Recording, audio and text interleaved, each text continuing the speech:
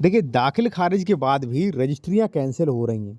तो क्या है इस पर नियम वो आप जान लें, और अगर आपने कोई रजिस्ट्री कोई ज़मीन खरीद रहे हैं या खरीदने वाले हैं, तो आप सावधान हो जाइए। कुछ हम नियमों के बारे में भी आपको बताएँगे साथियों, ठीक है?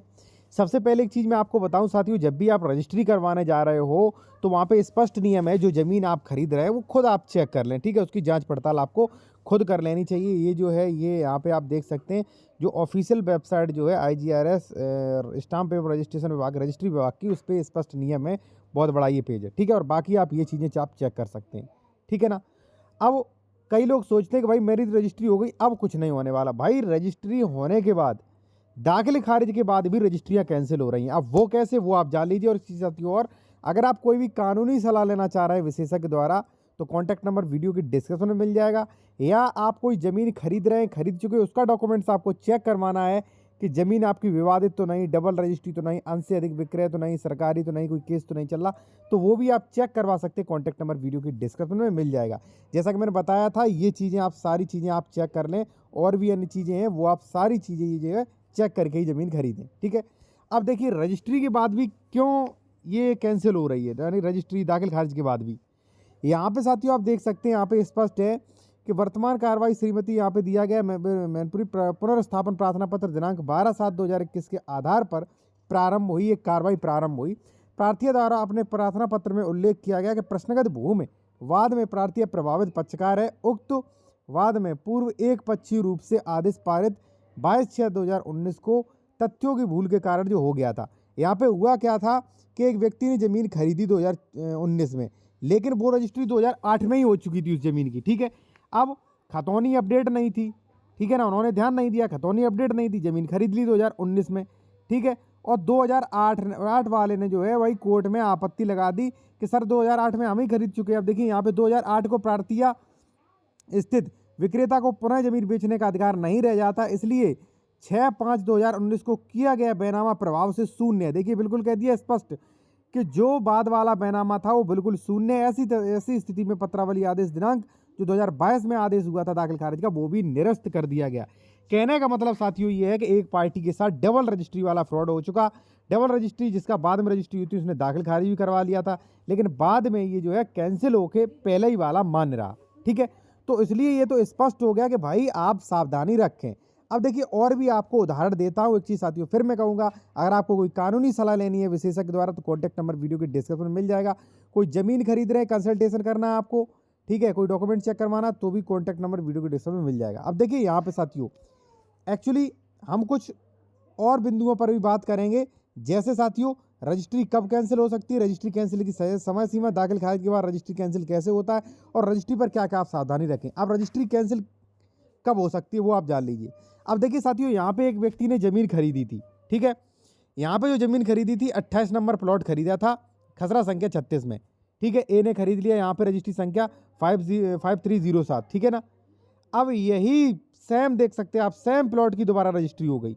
अब ये लास्ट वाली रजिस्ट्री कैंसिल हो जाएगी, ठीक है ना? क्योंकि ज़मीन एक ही बार तो बिचेगी, लास्ट वाली तो शून्य है, ठीक है? लास्ट वाली जो है रजिस्ट्री शून्य होती है, क्योंकि भाई जो बंदा खरीद रहा है उसे पता लगाना चाहिए इसकी रजिस्ट्री वगैरह तो नहीं हो चुकी। अब ऐसे ही यहाँ पे देख सकते हैं कि अंश से अधिक विक्रय किया गया है, इसके पश्चात स्वामित्व विक्रेता का कोई विक्रय शेष नहीं बच सकता, ये भी रजिस्ट्री कैंसिल हो जाएगी। जब भाई मेरे पास अंश ही नहीं है, तो रजिस्ट्री कैसे कर सकता हूँ? यहाँ पे आप देख सकते हैं कि अंश होने के कारण निरस्त किया जाता है, ये अलग आदेश, ये भी कैंसिल होगा, ठीक है ना?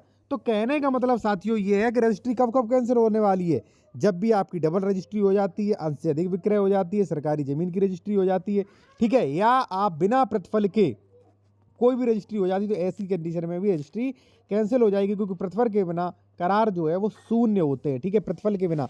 अब आप कहोगे सर मैं तो पैसा दूंगा, कैसे कैंसिल हो जाएगी? भाई एक चीज़ मैं आपको बता दूं, जैसे मान लीजिए आपने ज़मीन मुझसे खरीदी है, आपने 10 लाख रुपया मुझे नगद दिया है, और मैंने पूरा रुपया लेने के बाद फिर मैंने दाखिल खारिज की आपत्ति लगा दी कि साहब इसने पैसा ही नहीं दिया। यही हो रहा है कि पहले इंसान पैसे लेता है, फिर आपत्ति लगा देता है लोग बागों के कई सुन पे आगे कि भाई ये जो है ये पैसा नहीं मिला, इस पर आपत्ति लगाई जाए, ठीक है ना?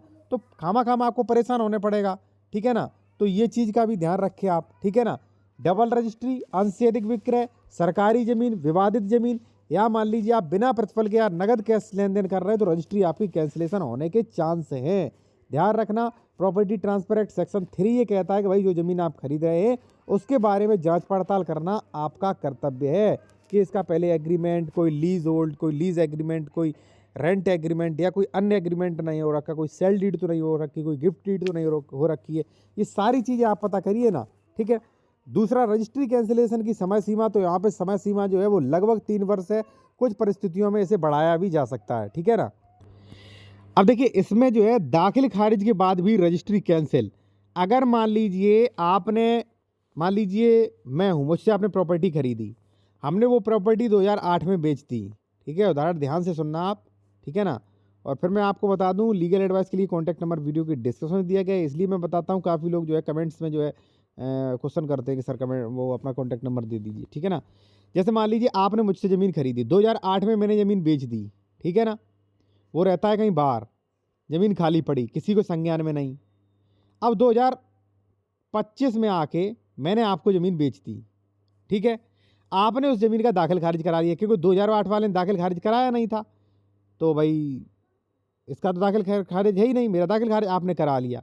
अब इसने जाना 2026 में, तो 2008 वाला जो है वो कैंसिल करवा देगा आपका बैनामा, बैनामा भी कैंसिल होगा और दाखिल खारिज भी कैंसिल हो जाएगा। ध्यान रखना, दाखिल खारिज हो चुका है तो ये मत समझिएगा अब कुछ नहीं होगा, ठीक है। दाखिल खारिज रिस्टोर भी हो सकता है, ठीक है ना, दाखिल खारिज भी आपका कैंसिल हो सकता है, ठीक है ना। अब रजिस्ट्री कराते समय आपको क्या क्या सावधानियां रखें, ये सबसे बड़ा प्रश्न है कि रजिस्ट्री कराते समय क्या क्या सावधानी रखें, ठीक है ना। तो चलिए मैं आपको बताता हूँ क्या क्या आपको सावधानी रखनी चाहिए। हालांकि मैंने इस पर कई वीडियो बनाए हैं कि रजिस्ट्री कराते समय आपको क्या क्या सावधानी रखना चाहिए, फिर भी मैं आपको कुछ चीज़ें बता दूं साथियों, ठीक है ना। और एक चीज़ मैं आपसे कहूँगा, अगर आप मान लीजिए कोई ज़मीन खरीद रहे हैं, उसका डॉक्यूमेंट्स आपको वेरिफिकेशन मेरे द्वारा करवाना है। जैसे मान लीजिए डबल रजिस्ट्री हो गया, अंश से अधिक विक्रय हो गया, 143 सेक्शन 98 हो गया, 116 117 हो गया, कोई केस तो नहीं चल रहा, सरकारी ज़मीन तो नहीं, तो काफ़ी ज़्यादा आप चेक करवा सकते हैं, ठीक है, विशेषज्ञ द्वारा। कॉन्टैक्ट नंबर वीडियो की डिस्क्रिप्शन में मिल जाएगा।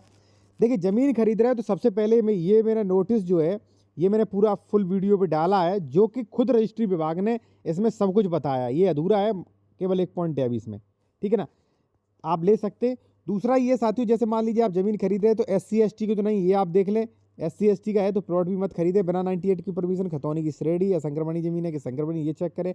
विक्रेता का सही नाम, क्योंकि सही नाम नहीं होगा तो दाखिल खारिज नहीं होगा। विक्रेता का नाम खतौनी पर कैसे आया वो चेक करें। विक्रेता का कुल ज़मीन में अंश कितना क्षेत्रफल है वो देखिए। इसमें से कितना बेच दिया, कितना बाकी है वो चेक करिए।